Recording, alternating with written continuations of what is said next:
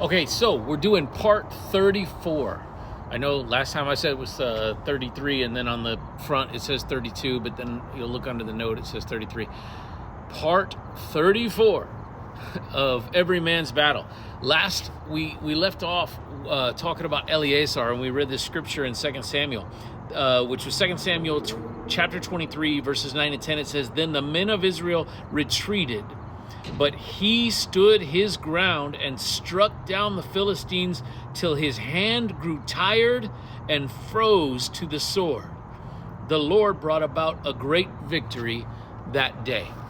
Now, how amazing, how difficult to actually go through the battle in that manner, all the way to the end in that way.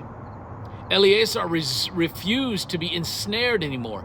Everyone else was running from the enemy, but he put his foot down and said, "I've had it with this running. I'm going to fight until I drop dead, or until I drop to the field in victorious exhaustion. This is my moment. Live or die." This is your moment. All you have to do is say, "I'm determined that this is my moment. I'm determined to do that." Have you had it with running? Have you had it with just running away? We got to make a determination. Author and pastor Jack Hayford once sat in his car after a banking transaction with a lovely bank teller and said to himself, "I'm either going to have to purify my mind and concentrate myself unto God, or I'm going to have to masturbate right here." Pretty weird, right? For a pastor to say something like that. And yet, just a man, right? Just flesh. No less a man than you are. No less a man than I am.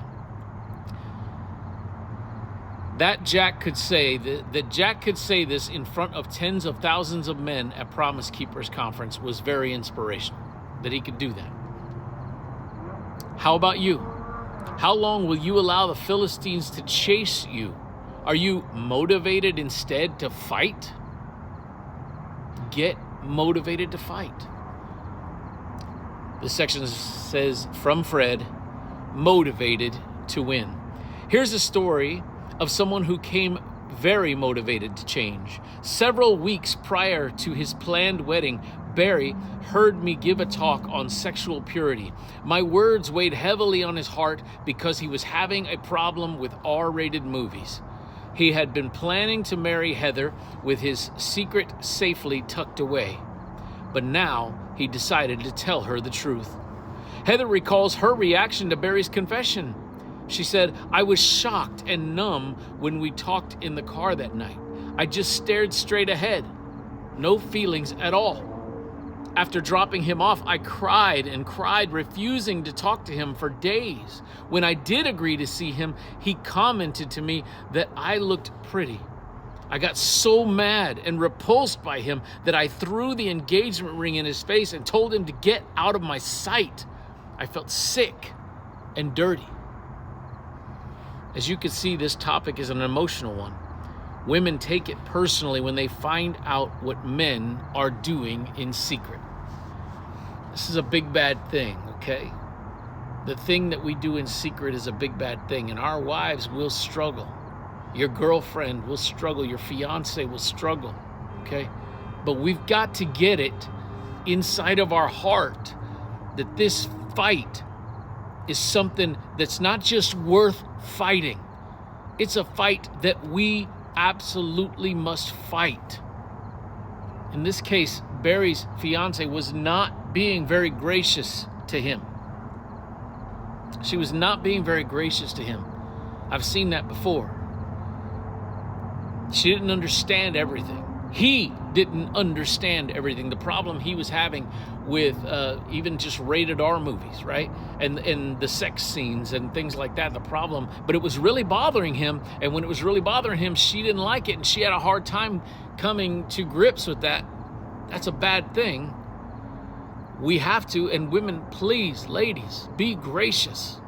There is no reason even for a marriage to end because of pornography. There's no reason for that. I'll take it further. because of what I do in infidelity recovery. There's no reason for a marriage to end over an affair if the right work gets done, if the right help is sought out, sought after, and the work is done. Your marriage can be better than it's ever been. Hard to believe? Try me on that. Try me. Trust me, it hasn't been as good as you thought, apparently. So test that.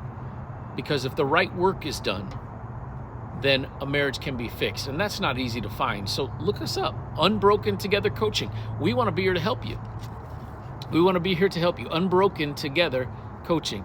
We can help you. We do it all the time. Check out the Google reviews. You'll see that marriages are better than they've ever been after affairs. So you can get healed. Gentlemen, you can be healed, and you can even be delivered from all of this sexual sin and be sexually pure. Okay. Heather asked Brenda and me to meet with her, which we did. After much prayer and counseling, Heather gave Barry a deadline of 1 week. 1 week. Then I met with Barry. Can you help me? He asked. I'm absolutely hooked on sexy movies. I expected Heather to understand, but she was horrified and called me a pervert. Fred, I'm desperate. Look, this book says sexy movies, and he talked about R-rated movies. I'm fully convinced that what he was talking about was pornography, period. Okay? If you're looking at pornography, this is what this is your situation. It doesn't mean your situation is worse. He's talking about you, okay? I expected Heather to understand, but she was horrified and called me a pervert, Fred. I'm desperate. The invitations have already been sent out, but if I don't get this stopped, I'll have to somehow explain all this to my mother-in-law. You've got to help me. Do you suppose Barry was motivated? He surely was. Rarely have I met someone who wanted to win a war quickly, and he defeated his problem. He became a man of sexual integrity, and today he and Heather have a wonderful marriage. You can win the war as well, and start winning it now. Start winning it today. All you need. As the basis for your victory, did you know that God has provided you with everything that you need for a life of purity? It's better than state-of-the-art GPS navigational systems. At Calvary, He purchased for you the freedom and the authority to live in purity. That freedom and that authority are His gift to you throughout the presence of His Spirit, who took up residence within you when you gave your life to Christ. The freedom and authority are wrapped up in our new inner connection to His divine nature, which is the link that He gives us, His power and fulfillment of His promises. 2 Peter chapter 1, verses 3 and 4 says this: His divine power has given us everything we need for life and godliness through our knowledge of Him who called us by His own glory and goodness. Through these, He has given us His very great and precious promises, so that through them you may participate in the divine nature and escape the corruption in the world caused by evil desires. Joshua chapter 1 verse 9 says, Have I not commanded you, be strong and courageous? Do not be terrified. Do not be discouraged, for the Lord your God will be with you wherever you go. It's like a common situation facing Joshua and all the people of Israel as they prepared to cross the Jordan River and possess the promised land. What did God say to him? Those words from Joshua chapter 1 and verse 9. Be strong, be courageous. Don't be terrified. Don't be discouraged. For the Lord your God will be with you wherever you go. And let me tell you, if you're not yet a believer, I'm here. And you don't have to be a believer to understand that you can be delivered. You don't have to be a believer to understand that you can overcome it. Understand that at least. Reach out to us. We're Unbroken Together Coaching. Repost the video. Join the ministry. Like it.